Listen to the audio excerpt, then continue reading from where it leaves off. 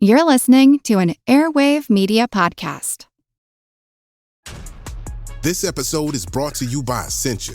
A better you starts with better hydration. Essentia is on a mission to inspire people to do what matters most. Their proprietary ionization process transforms water from any source into ionized alkaline water, providing water that's 99.9% pure with a pH of 9.5 or higher. Essentia Overachieving H2O, the #1 ionized alkaline water. Shop now. This episode is brought to you by Disney's Young Woman and the Sea, now in select theaters. I've decided to swim the English Channel. A woman? I believe she'll die in that water. From producer Jerry Bruckheimer and director Joachim Roning comes the must-see true story, Daisy Ridley. I go to England or die trying. Trudy, you don't have to do this. Don't let anyone take me out of the water, no matter what. Disney's Young Woman and the Sea, rated PG. Parental guidance suggested, now in select theaters. Hey, so you've probably heard us talk a lot about Zencaster lately, and the reason for that is because they provide excellent studio quality sound for us here every time we record a Triviality. Stay tuned to the mid-roll and check out a special offer code that we've got for you. Recorded in Chicago, Illinois, with your hosts, Ken, Matt, Neal, and Jeff. This is Triviality.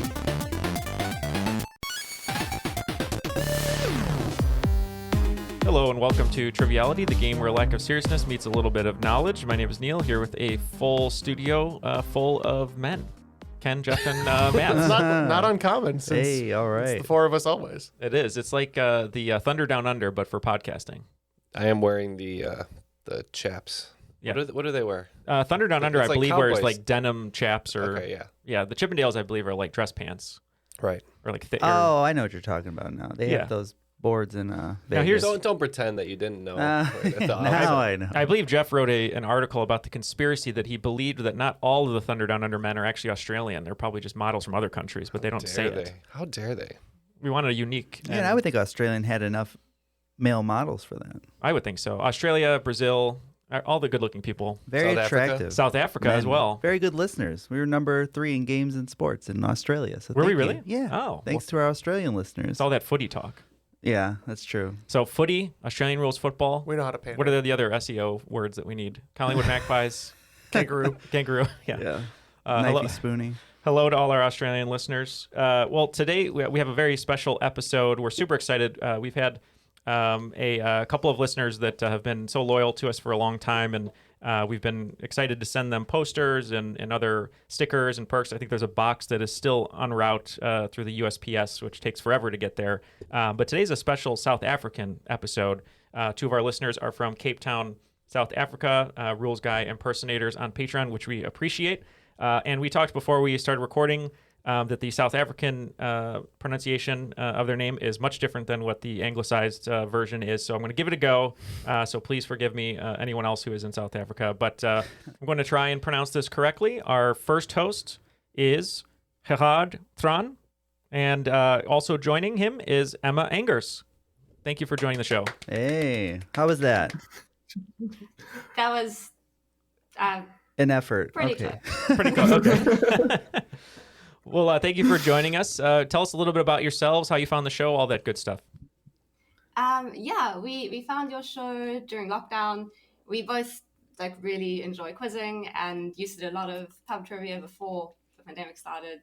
And I think we just really missed it during lockdown. So we're looking for any sort of trivia podcast and came across your guys. I think we started listening in 2020, like end of 2020, and so during the pandemic we decided to go through right from the beginning. See, COVID was great for everyone. Is that no? Yeah. I don't think so. Well, it was fun listening to your episodes from the start because it was, I guess, almost like a tragic irony as you got closer and closer to March 2020 and talking about things you were going to do during the year, and we kind of knew what was coming.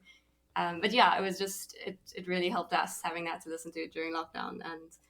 And now things are kind of opening up again. So we've started doing a bit more pub quizzing, but yeah, still listening to your show regularly and really enjoying it. So thanks. Thank you. That's what we want to do, is just fill the gap between trivia nights, or in the case of the pandemic, a 2-year gap. Yeah, I right. never really thought about it as a time capsule like that. Obviously, because it's just been happening to us in real tragedy. time. But that's really I can't wait to travel this summer. Wah, wah. I'm a maths teacher, a high school maths teacher, although at the moment I'm working in online learning. And just really enjoy quizzing, enjoy puzzles, like crossword puzzles, number puzzles, escape rooms, just kind of figuring stuff out. Love a good escape room. Very fun. Yeah. Yeah, and I'm Gerhard. I work as a 3D designer, but mostly in architecture. Although I have recently started doing more like 3D sculpting in the hopes of eventually 3D printing some figurines of like favorite anime and game characters. I really like video games and anime and all sorts of entertainment, stuff like that. I also enjoy a lot of hiking, and yeah, it's been a lot to keep us busy during this 2 years Awesome. of isolation. Well, we see some wonderful art behind you, so it'll be nice to look at that during the game. But we're going to team up today 2-on-2, just do a classic Triviality game. We flipped a memory card, and it looks like Matt is going to be with Jeff, and I'm going to be with Ken. So Matt and Jeff, any ideas on a team name? I liked what you said about the legacy. Yeah, I don't know if I could pronounce it again, but Theron? Yeah. Theron? Theron. Yeah. Right, because so basically the name is spelled sort of what you would be familiar with as like Charlize Theron, or how we say it here, probably incorrectly, but the correct pronunciation is Theron. So you're going to be Theron Legacy. Theron Legacy. Our Will favorite be movie. Jeff Bridges' National Treasure. I like that. All right. Well, let's throw it to the rules guy, and we'll hear those rules. The rules of the game are simple. 20 questions split into 2 rounds worth 10 points apiece. At halftime, there'll be a special swing round designed by this week's host. After regulation, players will enter the final round with the points that they've accumulated and will have a chance to wager 0 to 30 points on 5 categorized questions. At the end of the game, someone will be named the cream of the crop. I am the cream. All right, so we are ready to play the game. Both of you, please take it away. Round 1. Question number 1. Does a question about blood sport count as a sports question? Used as the setting for part of the movie Bloodsport, what is the name of the densely populated and ungoverned Chinese enclave that was demolished in 1994? This does not count as a sports question. Do you know this? No, do you know it? Yes, I believe I do. Perfect. So it's the setting of the movie Bloodsport, right? Yeah, I'm trying to remember. I mean, I can picture Forrest Whitaker running around in a suit looking for Frank Dukes. Well, our blood sport took place in Brookfield, Illinois. Does that sound like a thing? Yeah, Macau. Bangkok, I don't believe is correct. Let's say Macau. Okay. I know there's a lot of casinos in Macau.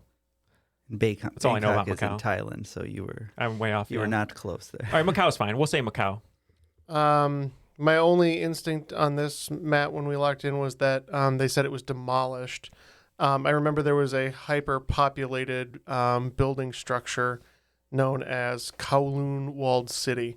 I believe that the Chinese demolished because it was a huge health hazard. So that's what we locked in.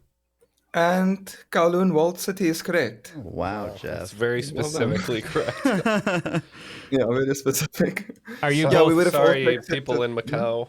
Yeah, sorry. I mean, they're all winning money out there. Are you both fans of the movie Bloodsport?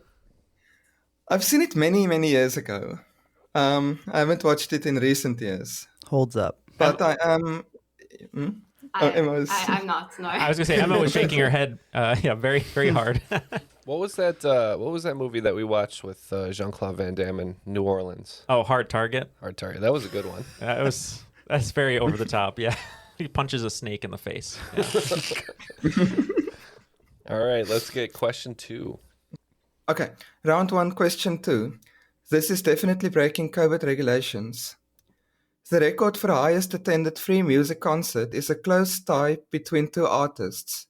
One questionably sexy Brit and one breathtaking French composer. Both concerts had approximately 3.5 million people in attendance. They took place in Rio de Janeiro in 1994 and Moscow in 1997, respectively. Name either artist. For a bonus point, name both. All right, seems like Neal, you have some sort of idea? I do. Yeah, let's lock this one in. Based on the questionably sexiness of the Brit. Great clue there. Yeah. Okay. So we'll lock in the main answer, and we probably don't know the second one. Matt, do you like my body? Do you think I'm sexy? I don't know. Rod Stewart? Is that who that is? I think it might be Rod Stewart. I was just gonna say Prince Charles because people aren't sure, but I never bought his album. So. I think Rod Stewart's fine. Prince Charles? Yeah. Yeah. Yeah, my gut leads me to someone who would have been kind of famous long enough ago. Do 3.5 million people want to see Rod Stewart? Maybe. Okay. Do you think I'm sexy? I mean, Rio's a sexy place. That Matt. is true. So I have no idea. if Anything that's right for or the not. composer? Daft Punk, just as a joke. That was going to be our guess for the composer as well. So we said Daft Punk for that. But yeah, we also picked up on that clue just a little bit longer than probably we needed to. But we also said Rod Stewart. And Rod Stewart is correct for the concert in Rio de Janeiro. The second one is Jean-Michel Jarre, who is a French composer that did the album Oxygen, like the Oxygen trilogy albums, which Must is be really big in breathtaking Russia. Cool. Round one, question number 3. I'm sorry, Dave. I'm afraid I can't do that. Which 2014 movie has the following actors? Alicia Vikander, Oscar Isaac, and Domhnall Gleeson. We're locked in. Was there more to your question? No. Oh, okay. Ex Machina. Oh, yeah. I love that movie. Are you kidding? Me too. Oscar Isaac dancing in that I'm gonna movie? tear up the dance floor. It's so good. Yeah, we also said Ex Machina. I want to stay. You can Excellent, stay yeah. in that house. Yeah. I'm going to cool. go there. Yeah, and Ex Machina is correct, yeah. Yeah, I love that movie too. Question number 4. Chefs of the North Star.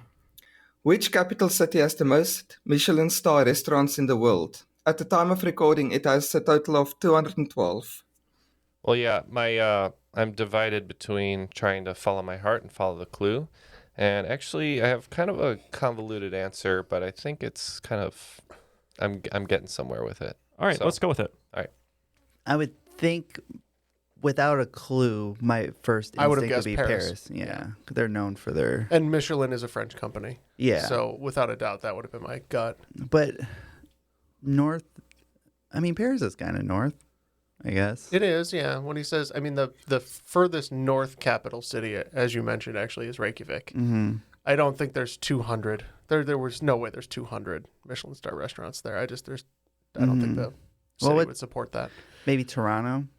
Toronto is funny. Toronto's only the capital of a province, though. Ottawa is the capital of Canada. That's exactly what I meant. Ottawa. I was testing you. Great job. With North Star, though, it does make me think Minnesota. So maybe it could be a capital of a state. Maybe Minneapolis, surprisingly, No, has there's like no way it has 200. 212. Great food scene. Yeah, I'm sorry, Minnesota, but there's no way they're not giving out Michelin stars for baked Every catfish. restaurant there uses the dry ice thing. That's because they're all Michelin star restaurants. Okay, well then my other guess would be something Scandinavian. Okay. Where it would be like What about Stockholm, Sweden, or something like that. They just convinced everybody there that they have Michelin stars. They're just like, all of our restaurants are the best. We will make no restaurant will be not a Michelin star. Okay. Once you come here, you'll never leave. So Right. what do you want to go with? I'm still thinking Paris. Okay, we can go Paris since we got nothing really good. All right, here's my thinking. So he says chefs of the North Star, which immediately in my mind I think of Fist of the North Star. We know that they're into anime over there, so I'm thinking Tokyo. And Tokyo is correct. Yeah, nice one. Yeah, Ken caught up on the clue. Yes, which was a play on Fist of the North Star. That was very loud. Yeah. Uncomfortable. Great clues so far. These are wonderful clues helping us. For That Ken. actually makes a lot of sense because Tokyo's got like 38 million people. So probably a lot of restaurants. Probably a lot of restaurants. 37 million restaurants. They're attentive to their food, you know. There are Michelin star like sushi places that I can name. So Cool. Round one, question number 5. When the stars align. Of the new 7 wonders of nature, only one has a constellation named after it. Originally named Mons Mensae, but now known as Mensa, Which natural landmark does it represent? It's making me think. I can see the pictures of the 7 nature-made ones. Are they in the room? You know them? I don't know their names. One of them I know is Alexandria, but I think that's the library. But I don't think Those That are is not the not the natural same ones. that is not. thing. No. One of them's a big. Those are of the ancient. Those are the ancient ones. One of them's like a nice tree, but I don't know what it's called. So we'll just say General Sherman.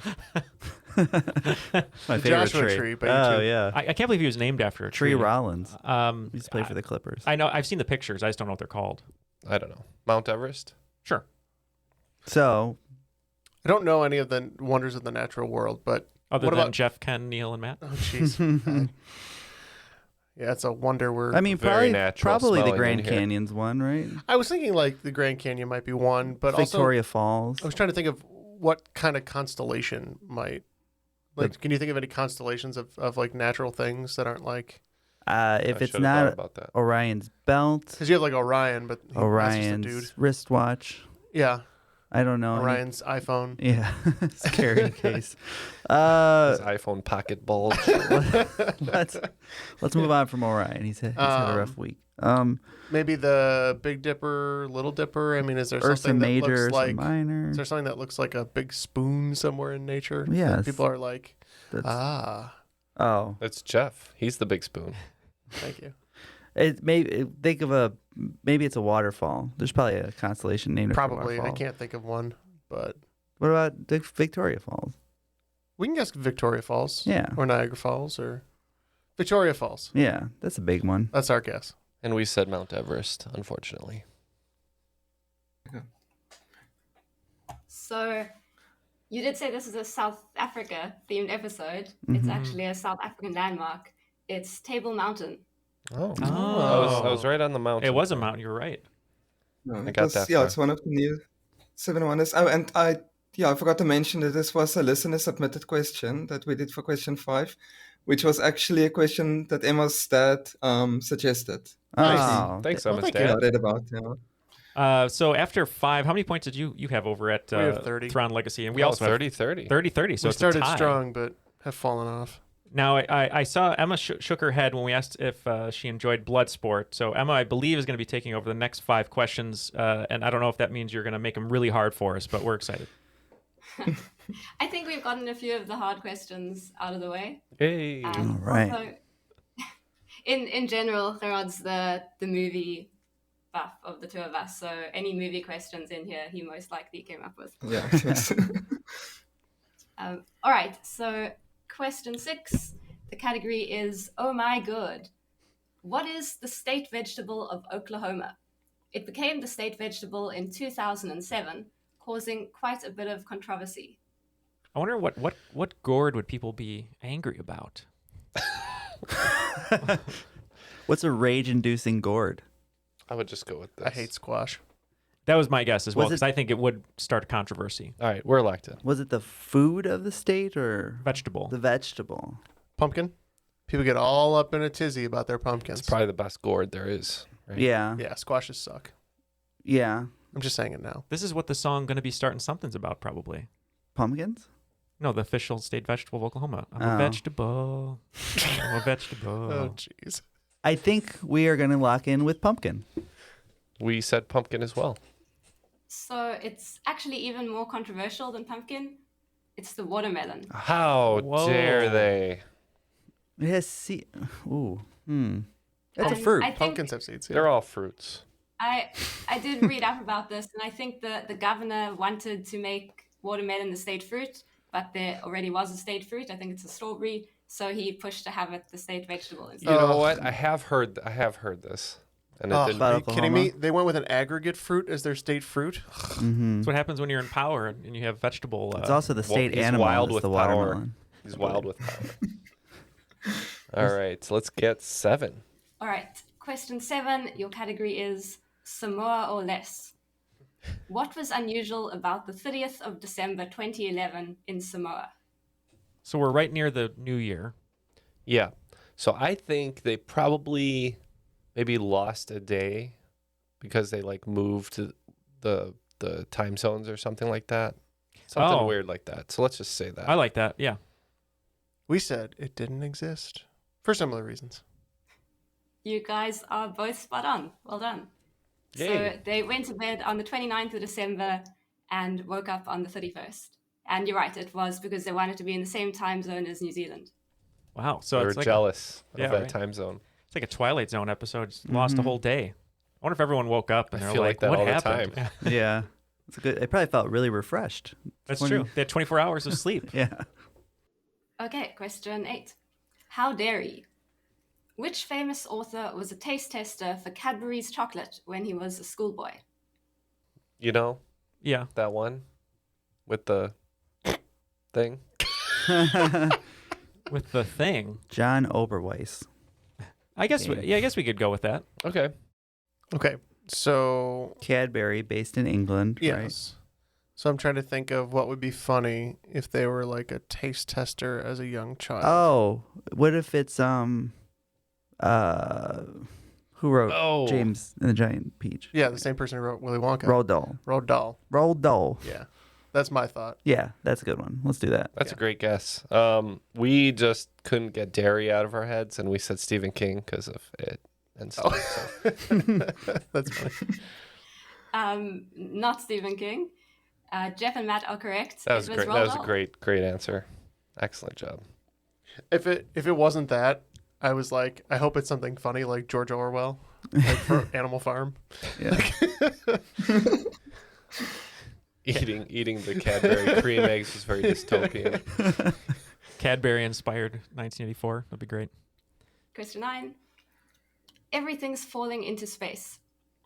In 1993, Russian cosmonaut Alexander Serebrov was the first person to play a video game in space when he took his Game Boy with him to the Mir space station. What was the game he played? Ooh, maybe What not. year was this again? In 1993. That makes sense with the clue. Mhm. I'm cool with that. Oh, I didn't hear Makes the I sense. didn't hear the clue. Either that or the other one that you would think of for that. But Pokemon. yes. He's like, I gotta catch them all, but I have the space mission. What if? Are you guys locked in? Yeah, we're locked I in. believe so, yeah. All right. So the clue was everything is falling into space, or everything's falling in space. Plus Russian, Mm-hmm. Tetris. Yep. I was thinking Tetris as well. Yeah, Tetris. Obviously, we went with Doodle Jump. No, we also went with Tetris. I still have that downloaded on a phone somewhere. I believe it. So that they couldn't take it away when they removed it from the App Store. Yes, the answer is Tetris. Nice. Ah, Now, Neal, your brother is quite the Tetris player, if He- I do say so myself. He loves Tetris. We also grew up with Dr. Mario with the pills. Oh, I love Dr. Mario. Which is a great game. My favorite Game Boy game is Bugs Bunny's Crazy Castle. See, I used to play Columns. That's the Sega one. Oh, No, I've the never played knockoff. Columns before. It's like more of a color match sort of thing. Is it Greek based? I don't actually. I think it is. I think it is like a Greek theme, but They're all just Greek columns you have Yeah. to put into place, like the Gotta have a Parthenon. small aesthetic. Yeah. Yeah. yeah. Go ahead with question 10. We'll finish off the round. Yeah, question 10, all that remains. Who won the Nobel Prize for Literature in 2017? Since winning the prize, he's published the book Clara and the Sun. And he also happens to be Gerhard's favorite author, which is why this question's in here. Neal looks like he has some sort of recollection of this, but I don't. You can lock in with the guess, Neal, if you'd like. Okay. I have a random guess. We're going to lock in. This is not coming to me. Do you have any idea? No, who would be? I mean, recent authors. I have no idea. Yeah, I was trying to think. There's a couple, like, I believe Pulitzer, maybe not Pulitzer, maybe Pulitzer Prize winning South African authors, but I'm not remembering any of their names. I know I don't, his favorite author doesn't have to be South African, but that'd be a cool you're making an trivia assumption. question. Yeah. Lucky Johnson? Lucky Johansson. Yes. I don't care. I'm fine with that. We're going to go with that. Lucky Johansson. So this author has written comic books, novels, all that good kind of stuff. I think TV possibly. I know he won maybe a Pulitzer. I'm not sure about the Nobel Prize, but we went Ta-Nehisi Coates. Okay, so no points here. Yeah, the correct answer is Kazuo Ishiguro. Oh. He was, Japanese born, but He's a British author because he moved they moved to Britain like at a very young age. And Okay. the clue was partly also All That Remains, which basically is one book that's quite famous. It's called Remains of the Day. So there was a bit of a clue to that, yeah. Well, after the first round, looks like we got 50 points, so we're on pace for an average game. Yeah, and you guys have 50. We have 60 points over here, so just a slight advantage. All right. Let's get into the swing round. What do you have prepared for us today? Cool. Okay, so for the swing round, we've taken a bunch of books, board games, video games, movies, etc. And what we've done is change one letter in the title to make a new version of it. So we're going to give you a description of this new thing, and you have to give that as your answer. So Okay. we'll give you the category if it's a book or movie, and we've got an example just to show you how it works, if you like. Okay. So, for example, a movie, in an experiment gone wrong, Jeff Goldblum finds himself with COVID-like symptoms. And that would be the flu.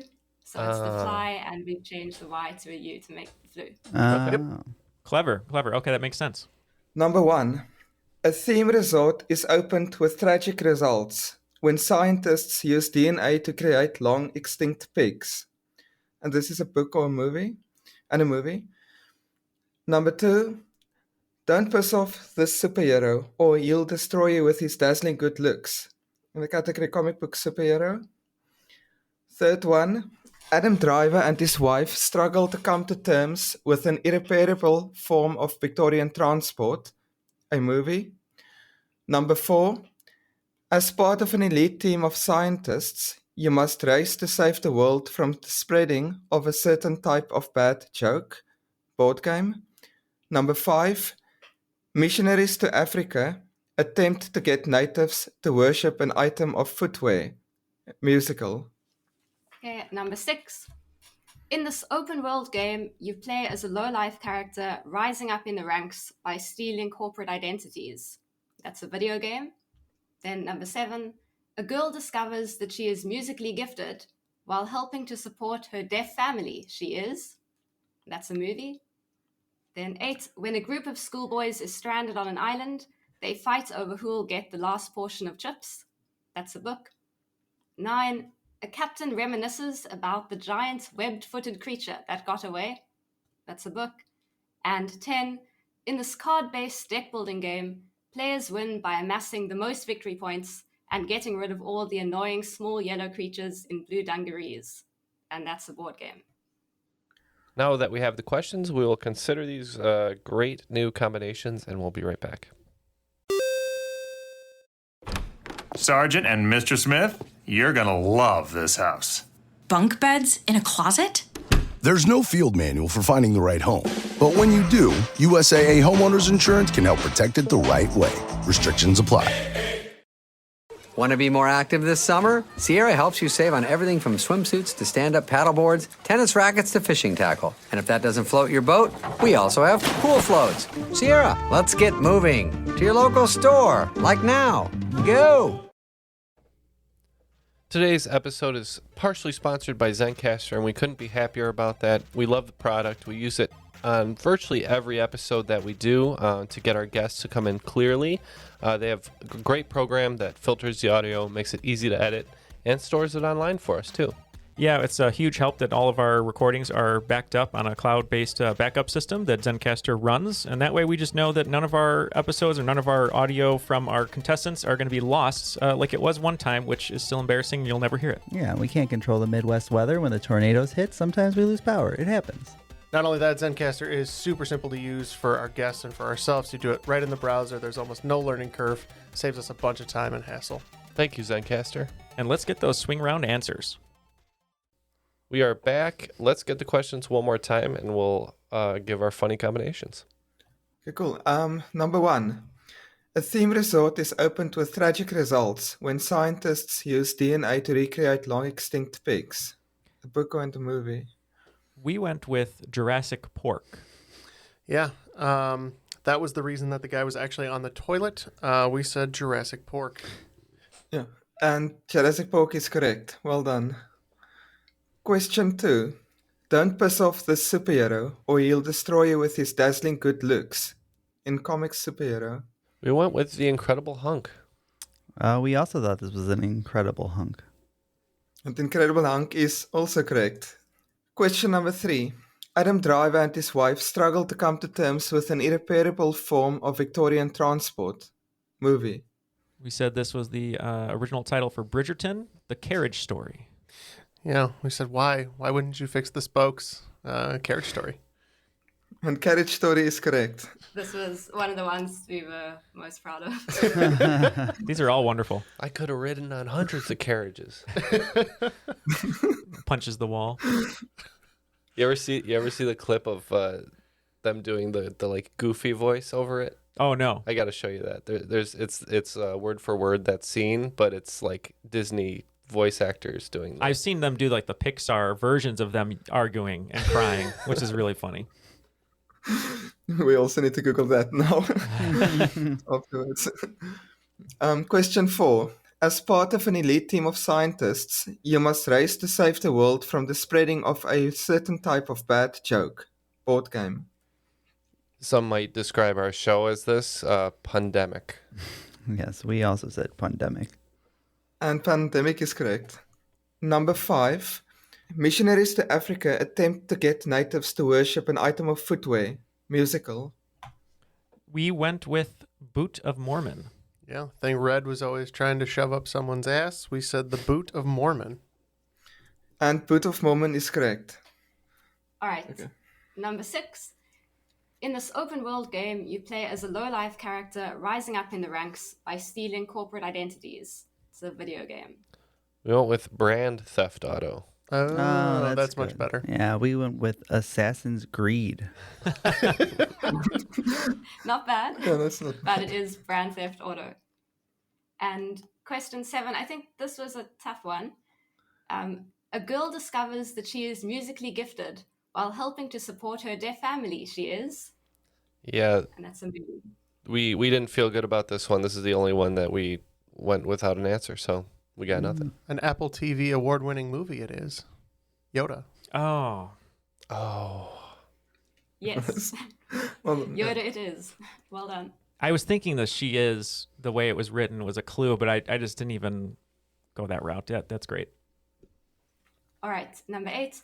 We should have watched Coda is the problem. We didn't watch it. Yeah. It is an excellent movie. Next time you come over. I've been trying to, but it's not been streaming properly for me. All right, number 8. When a group of schoolboys is stranded on an island, they fight over who will get the last portion of chips. And that's the book. Loved that it was described as chips, and we went Lord of the Fries. Mm-hmm. We don't call it that here, but that's okay. We said Lord of the Fries. It is Lord of the Fries. We actually had some people playtest this for us, and some of the feedback we got was that chips isn't really the right word, but we couldn't think of a better word. No, we like it. We should call it chips. We got it. Fries is in the answer. Yeah, right. I like chips and it crisps. Acknowledges both, both equally. Yeah, I'd prefer to be like, give me a bag of crisps. Just sounds cool. Mm-hmm. It does sound. I'm sounds healthier, actually. It does. Okay, number 9. A captain reminisces about the giant web-footed creature that got away. If you were to Photoshop one of these, I think it should be this one. Okay. And it's Moby Duck. Call Me Ishmael. Moby Duck.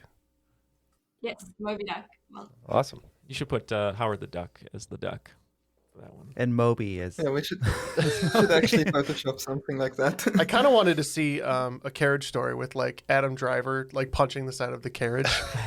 If you want to Photoshop that, go ahead. I'll Photoshop that as well.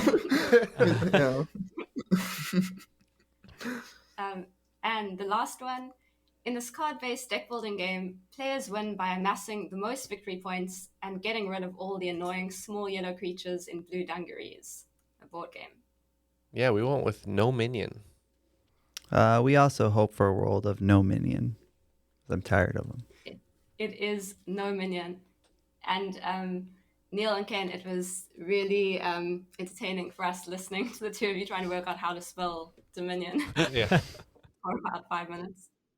After the swing round, looks like both teams picked up 45 points. Mm-hmm. That's correct. It's going to bring Jeff Bridges as a national treasure. Is that the name of it? Our Yeah, team? Yeah, 95. 95, and Theron Legacy to 105. Yeah. It's confusing that the team name with Jeff in it doesn't have Jeff in it. I considered that earlier, but, you know, the more Jeff, the merrier. Not everything's about you. So as we go to the second round, just a big thank you to all of our Patreon supporters for helping us continue to grow the show.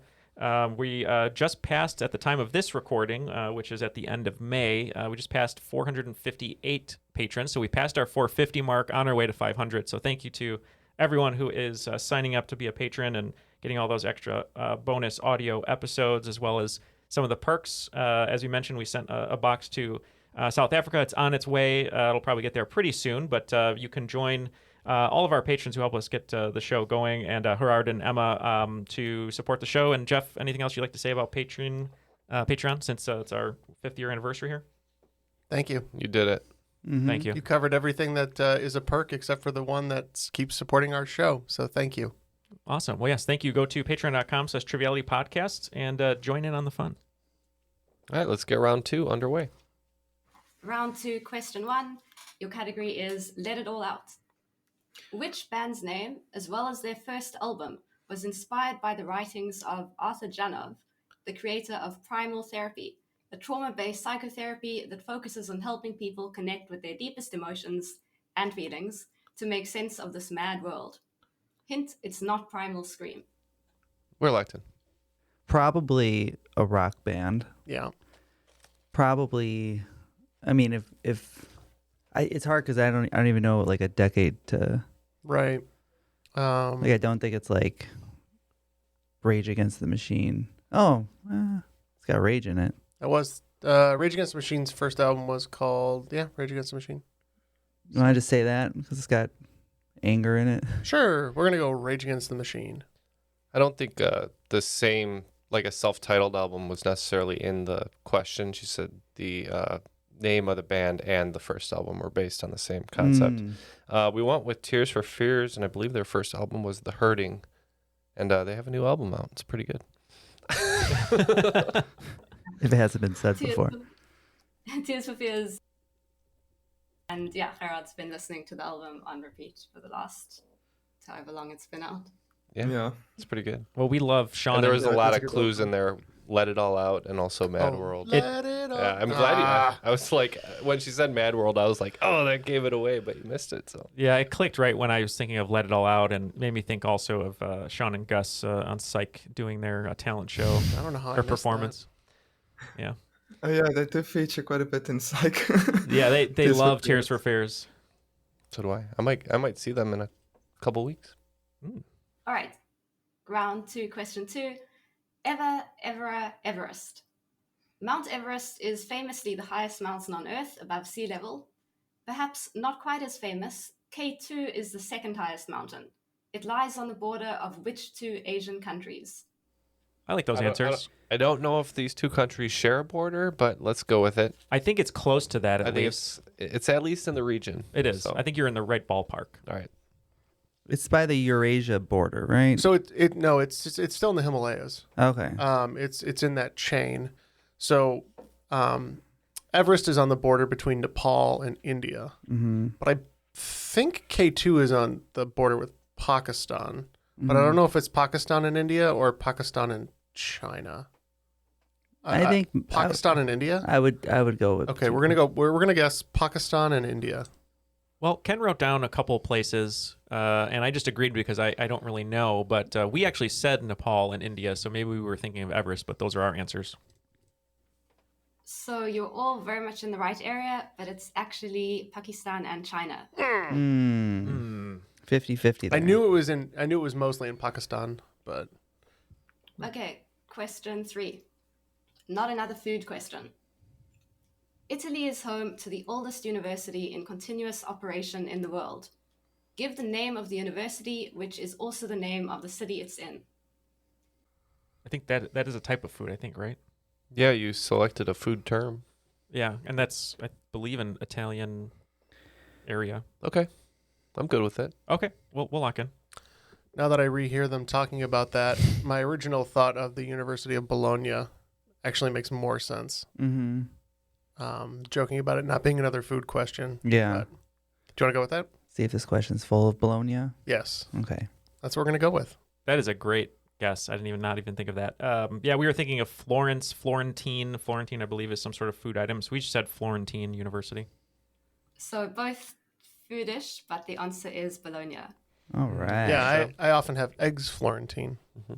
Oh, that's probably what I'm with thinking spinach, of. right? Yes. You love your eggs Florentine. I like my eggs a lot of ways. How many ways are there to prepare an egg? Whatever's on the hat, right? It's on the hat. It's on the hat. Look to the hat. Count the hat. They're all written inside the folds, I think.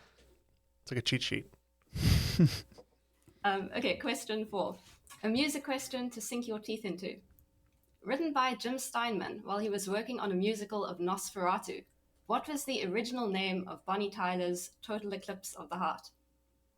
Wait, did I just hear correctly that this song was supposed to be part of a Nosferatu musical? Yes, you did just hear that. I want that so bad. That'd be really great. It never made it, though, huh?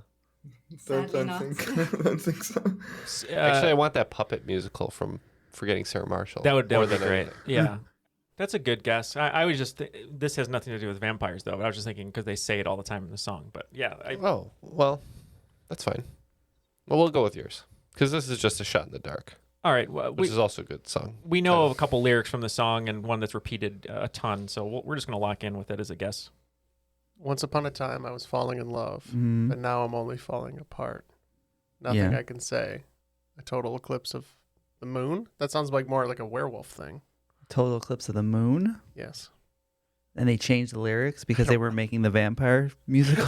No, I have no idea. I'm just making bad guesses here. Yeah. No, maybe something with the heart. Total Backcountry. Total consumption of the heart. Total consumption of the heart. Beautiful song It's a title. very it's a very like the vampire. Yeah. He needs it. He Mhm. wants that blood. So good. Sure. We know in the song they say turn around quite a bit, and I suppose Nosferatu, when he hears someone, he turns around with his claws out or whatever to creep you out. So we just said turn around. So it's actually Vampires in Love. Oh, that's beautiful. The Actually, Ballad of Count Orlok. We need Willem Dafoe in that. Vampires in Love. Vampires in Love. that was the original title of Twilight, I believe. Yeah, probably. Yeah. All right, question 5. So we also asked friends for a listener submitted question for this. So thanks to our friends Dan and Carla in the UK. Thank you, guys. The category is All's Well That Ends Well. And the question is, Homage to Catalonia is the memoir of which British author's time as a militiaman in the Spanish Civil War? All right, we're at a loss here. We know roughly the timeline of the Spanish Civil War and British authors, but we can't really line the two categories up, so we're tapping. Spanish Civil War was the 1930s. Mhm. So that was when Franco came to power. They were still kind of completely destroyed, which is why they stayed neutral during World War II. Yeah. Trying to think of British authors who So, would have fought based for them in the on 30s. based on the clue, all's well that ends well. I wrote down George Orwell because it ends in well, and that doesn't. I don't know. All's Well That Ends Well. I was thinking That's a Shakespeare quote, isn't it? I think so. Yeah. Was Shakespeare in the Spanish Civil War? You come back, time Shakespeare's traveling. corpse. On a marionette string? I'm like 100% sure Ernest Hemingway went and fought in the Spanish Civil War, But but he's- I'm 100% sure he's American. Yeah. So I'm trying to think of someone like him that just like, because Hemingway just like took up arms and like went, I'm pretty sure. Yeah. Mark Twain. American. Died before that. Robert Frost. American. I know. died I'm just before naming that. American. Stephen King? No. American, born later. Orwell's not a bad guess. I'm trying to think of another. It wouldn't have been Kurt Vonnegut. Yeah, that's two. He wouldn't have- American. and he wouldn't have gone to fight on purpose. He was in a war, but Bob Dylan. God. I'm okay going with Orwell just because I don't think I have anything better. I could see him. I think he fought in World War II, but I could see him fighting on like the anti-fascist side. All right, we have an answer, and we're locking in with George Orwell. And we had nothing. We had to tap out. Okay, so Matt picked up on the clue. And you guys did mention him earlier in the podcast, actually. It is George Orwell. Ooh. Great job. I wrote that down immediately, and then we talked about it for 10 minutes for no reason. But you won't know because I cut it all out because it was pointless. Absolutely. We just finished the first half of the second round. It looks like Team Jeff Bridges is the national treasure, only picking up 10 points, bringing their total of 105, but extending their lead to 125 by picking up 20 points is Theron Legacy. Cool. Round 2, question 6. It's the end of the world as we know it. Again. The video game Death Stranding is set in a post-apocalyptic world ravaged by a mass extinction. Video games aside, within one, how many mass extinctions have there been in our world? And we're excluding the one that we're apparently currently living through. Okay. They have a guess. It's within one, so we're probably looking at a lower number. I believe the current anthropogenic extinction is the 6th mass extinction. So we're going to look at 5? But I don't know if there have been 6 and we're moving on to 7. But if it's within 1, I'd like to say 6 just to be safe. Well, I have no opinion, so I would also like to say 6. I can only name like one other. I know the Permian. There's the Great Dying. That's my favorite. Yeah. All right, you guys said 6? Yes. We said 4. So hopefully it's 5. And the answer is actually 5. So yeah, both teams will get a point. As Jeff mentioned, the current one we are living through is, that would be the 6th one. What a weird way to I guess we have to look at our lives that way. We're in a mass extinction right now, I guess. We're causing a mass We're causing a mass extinction. We don't just witness them, we cause them. Could we hit the wah-wah button? Nah, it's all right. It's a pain. It's a pain to edit, so I know. We'll just do it ourselves. Wah-wah. Okay, cool. Round 2, question number 7. 1962? More like 1062. Originating in Europe many years ago, what is the official state sport of Maryland as of 1962? To play this sport, you might need a certain member of NSYNC. Also, this is not to be confused with the state team sport, which is lacrosse. What do you think? I think I know it. Are we locked in? I believe so. We're locked I believe in. we can lock in. Yeah. This reminds me of something I remember learning. We got Chris, JC, Justin, Lance, Joey. That's the angle you want to go at it, I'm sure. Right, yeah. You got Fatone, Kirkpatrick. All right. So you need a Timberlake. fat one. So considering Lance Bass.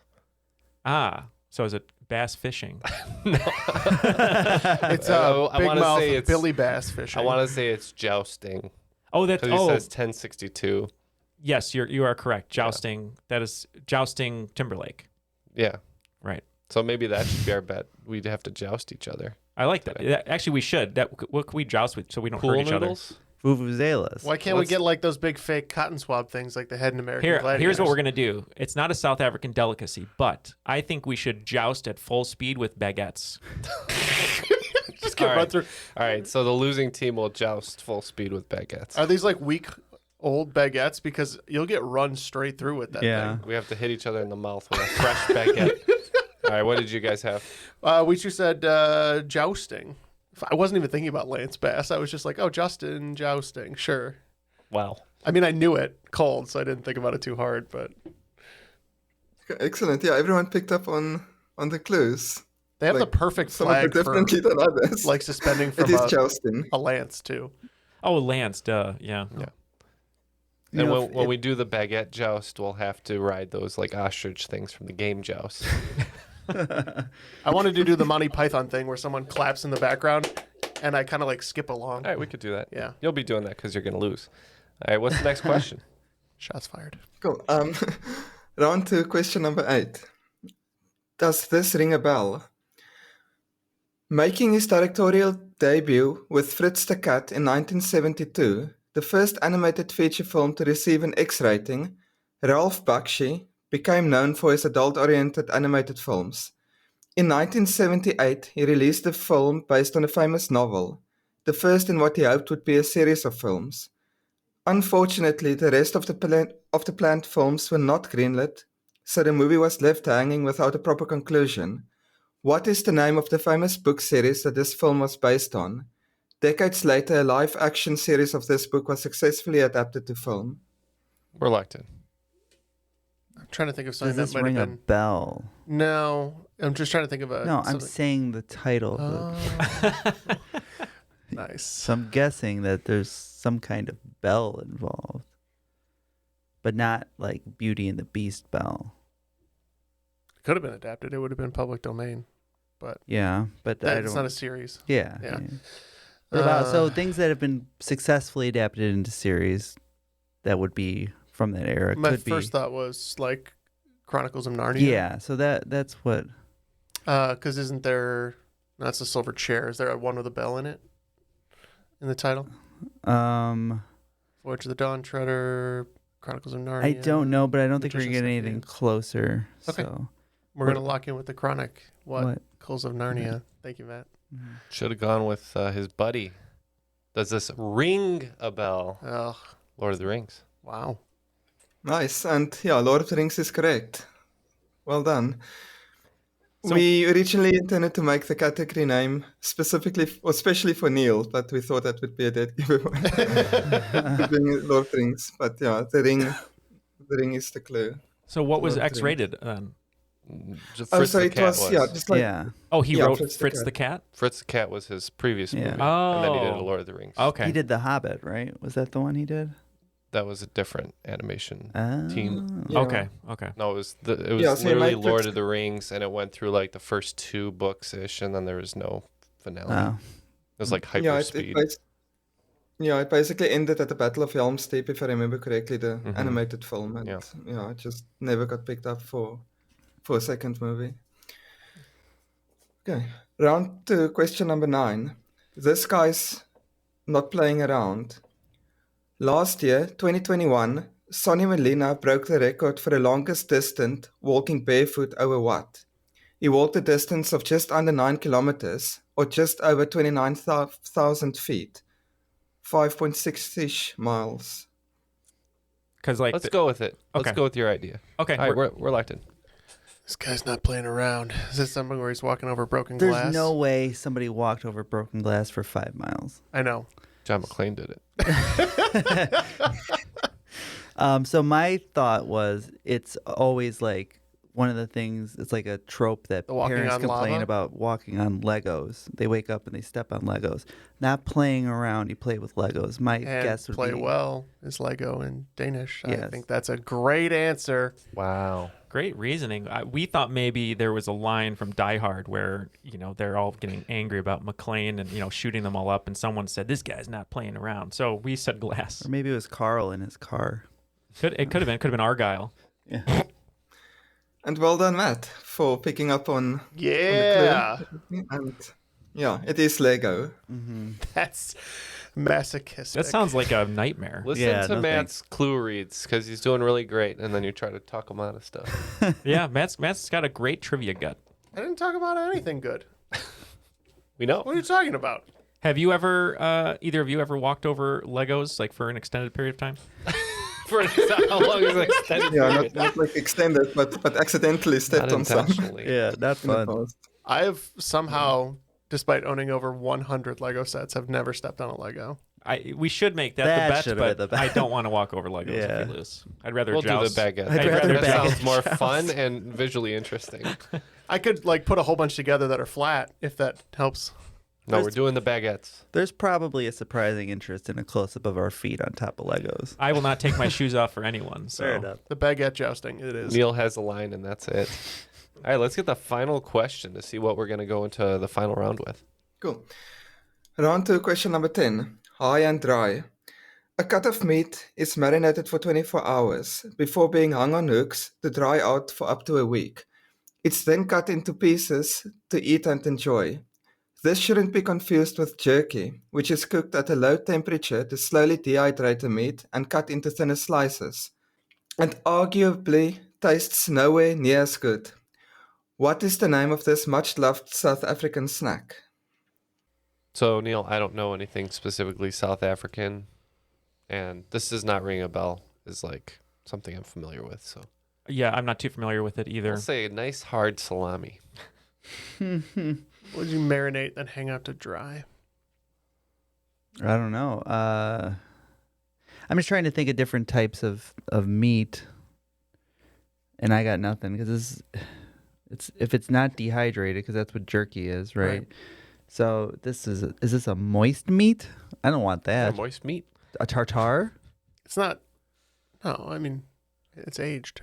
Aged tartare? I don't know. That's okay. Well, we're gonna say a nice fine beef tartare. And yeah, unfortunately, no points there. The answer is actually biltong, which is, yeah, like as the question said, it's like pieces of meat that's been hanging on hooks to dry up, and it's not moist, but it can be a bit more softer, I'd say, than jerky. Yeah, like I don't know if it's available in America, but we thought to get like some South African delicacy question in here. Yeah. What was it called? Bolton? Michael Bolton? Biltong. Yeah, Biltong. Biltong. Oh, okay. We'll have to look it up. Maybe there are some around here somewhere. It looks like after regulation, Team Jeff Bridges is the national treasure, picking up 30 points, bringing their total to 135. And Team Theron Legacy picking up 30 points as well, bringing their total to 155. So still very close going into the final round. So let's hear those final round categories. Okay, the final 5 questions. Okay, the final 5 categories are based on the big 5, which actually appears on our banknotes. So in order from lowest to highest, the categories are rhino, elephant, lion, buffalo, and leopard. All the wagers are now locked in. It looks like Team Jeff Bridges is a national treasure. We're going to go 20 all the way down, and Team Theron Legacy is going to go 25 all the way down. So it's going to come out to who can answer the most questions, just like every time we do the final. Very astute observation, Neal. Question number 1 in the category Rhino.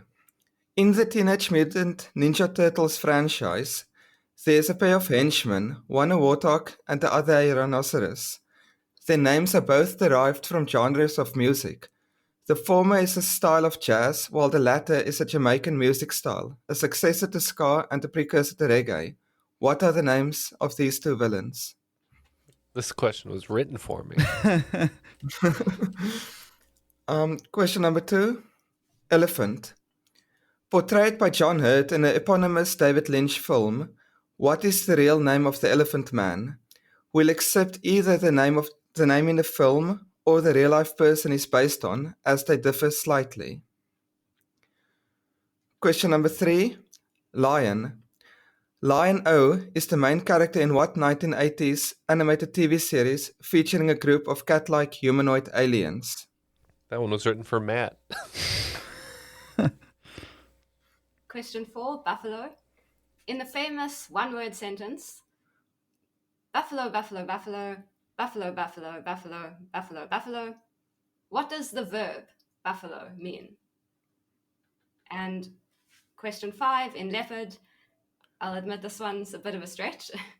There's a wine farm in South Africa called Leopard's Leap, which produces a wine called Pinotage. Many other wine farms in South Africa also produced Pinotages, as the Pinotage grape was cultivated in South Africa and is South Africa's signature variety. What 2 grapes are used to make Pinotage? All right, we have the questions. We'll think about these and we'll be right back. The answers are all locked in. Again, Team Theron Legacy, 25's all the way down. Jeff Bridges, 20's all the way down. Let's get the questions one more time, see how we did. Personally, I like these cartoon questions. Cool. Question number 1. In the Teenage Mutant Ninja Turtles franchise, there's a pair of henchmen, one a warthog and the other a rhinoceros. Their names are both derived from genres of music. The former is a style of jazz, while the latter is a Jamaican music style, a successor to ska and a precursor to reggae. What are the names of these 2 villains?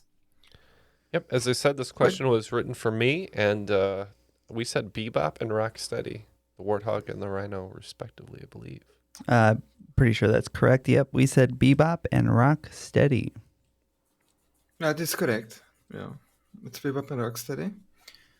Question number 2. Portrayed by John Hurt in the eponymous David Lynch film, what is the real name of the Elephant Man? We'll accept either the name in the film or the real-life person is based on, as they differ slightly. I'm going to go with the name that I believe is the real name, and I'm going to say Joseph Merrick. Yeah, we two said Merrick, but I believe the fictional one is John Merrick. And both teams are correct, with Joseph and John Merrick. Question number 3. Lion-O is the main character in what 1980s animated TV series featuring a group of cat-like humanoid aliens? We went with Thundercats. I think most people say Chitara was the main character here, but we also said Thundercats. I think Chitaro was in that Chip and Dale movie. Yeah? Yeah. Oh, I did. I watched that. That was funny. It was great. Yeah. Cool, and Thundercats is correct. All right, question 4. In the famous one-word sentence, buffalo, buffalo, buffalo, buffalo, buffalo, buffalo, buffalo, buffalo, what does the verb buffalo mean? Yeah, roughly we said like to taunt or to bully. So taunt. Yeah, we said bully, harangue, what have you. Yeah, we would have taken any sort of synonym of that, but bully is perfect. Nice. And question 5. There's a wine farm in South Africa called Leopard's Leap, which produces a wine called a pinotage. Many other wine farms in South Africa also produce pinotages, as the pinotage grape was cultivated in South Africa and is South Africa's signature variety. What 2 grapes are used to make pinotage?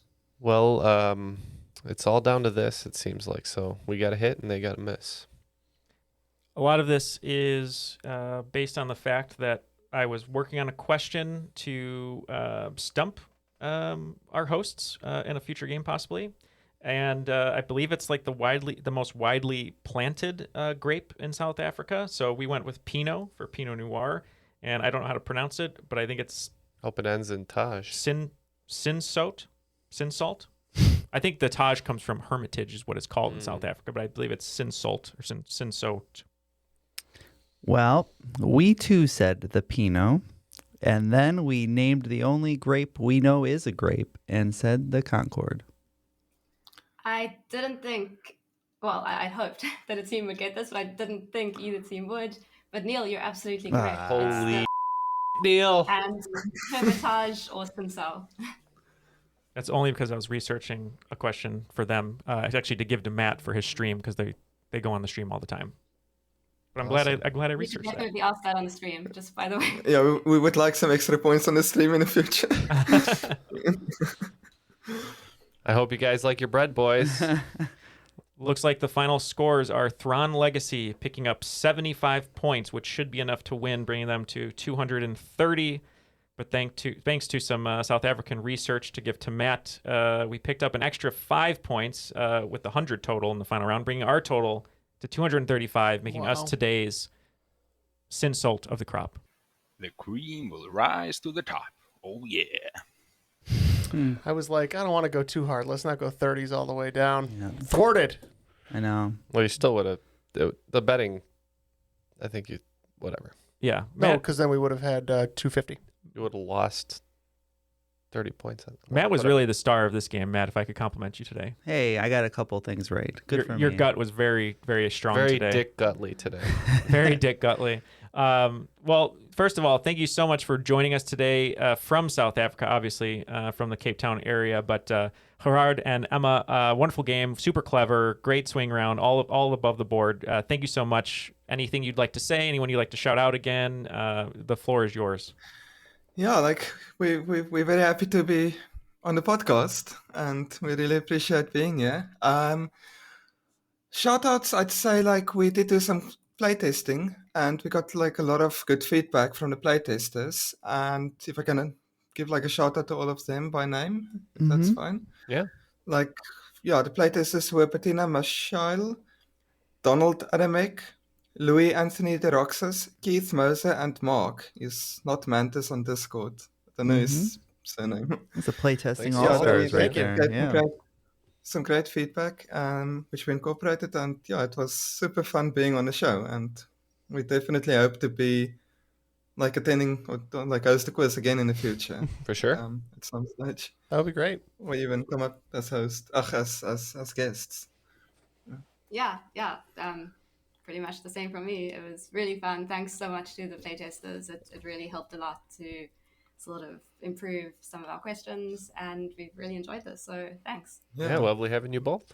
Thank you so much for being Patreon supporters, for being our first game from South Africa, which was an honor. And thank you just for hanging out with us today. We loved it. For Gerhard, Emma, Matt, Jeff, Ken, and myself, my name is Neal, and that was Triviality.